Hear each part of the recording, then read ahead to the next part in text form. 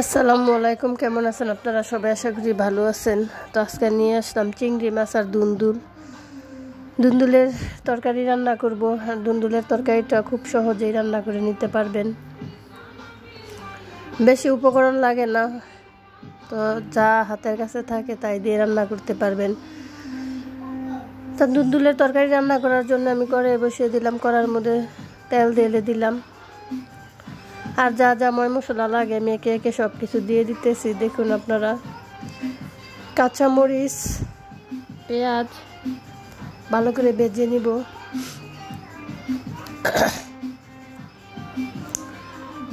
কাঁচামরিচ আর পেঁয়াজ ভালো করে ভেজে নিব।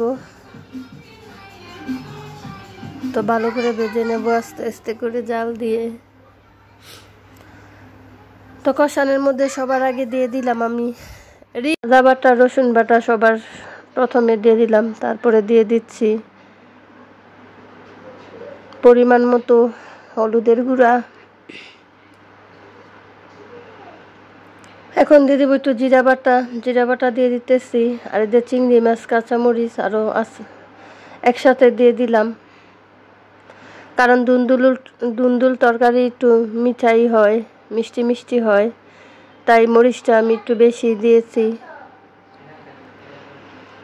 তো ভালো করে কষিয়ে নিব। ভালো করে কষিয়ে নিয়ে আমি দুন্দুলগুলা ঢেলে দিব। এই যে দুন্দুলগুলা ভালো করে কেটে ধুয়ে রেখে দিয়েছিলাম, এখন আমি ভালো করে কড়ার মধ্যে নিয়ে কষিয়ে নিব, লাড়িয়ে চাড়িয়ে।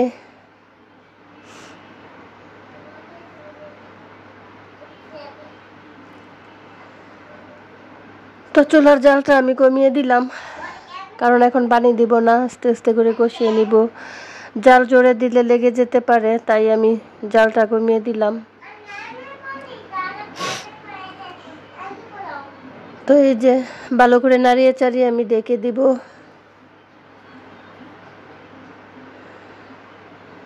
আস্তে আস্তে করে জাল দিয়ে কষিয়ে নিব। এই যে দেখুন, ভালো করে কষিয়ে নিলাম, নাড়াচাড়া দিয়ে ভালো করে কষিয়ে নিলাম। এখন পরিমাণ মতো পানি দিয়ে দিব।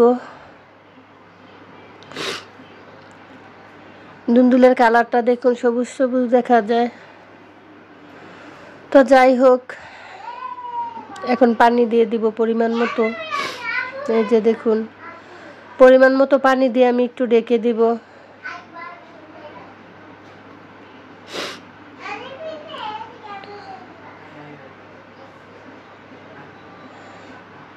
তো আমার দুন্দুল তরকারিটা হয়ে আসছে, এখনই আমি এটা নামিয়ে ফেলবো।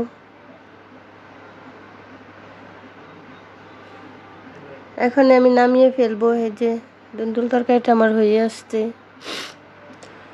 তো সবাই সুস্থ থাকবেন, ভালো থাকবেন, আমাকে কমেন্ট করবেন, সাবস্ক্রাইব করে নেবেন আমার চ্যানেলটাকে।